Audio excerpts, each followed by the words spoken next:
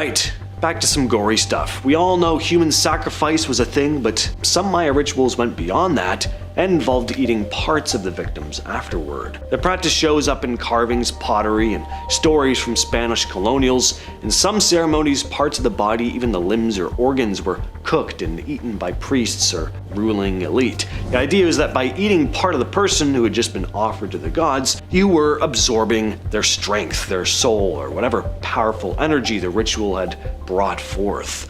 Sometimes it happened in the middle of festivals, right out in the open. Other times it was more private, only for the more important elites to see. Some stories even go that prisoners of war were kept alive and fattened up before these ceremonies. The people chosen for this weren't always random. In some cases, they were considered sacred or blessed for being part of the ritual. Some of the stories from the Spanish are brutal in how they described it, and it's got to be taken with a grain of salt.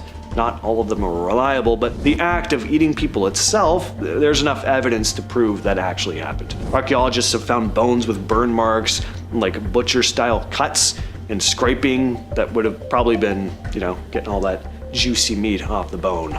In Maya society, power didn't end at death, and some unlucky people were expected to follow their rulers into the afterlife. When a high-ranking leader or noble died, they weren't always buried alone. Archaeologists have found graves where multiple people were buried alongside one main person. They were sacrificed in order to serve their master in whatever came next. At sites like Copan and Palenque, there are burial chambers where skeletons of women, children, or guards are found crammed beside a ruler, sometimes missing skulls, sometimes they're bound. The Maya believed social status and roles just continued after death, so if you were a servant in life, you'd also have your whole afterlife to look forward to doing the exact same thing. It's much like ancient Egypt in that way. Not everyone went into this willingly. Some tombs have claw marks on the walls, bodies twisted into unnatural positions like they died panicking, desperate to escape.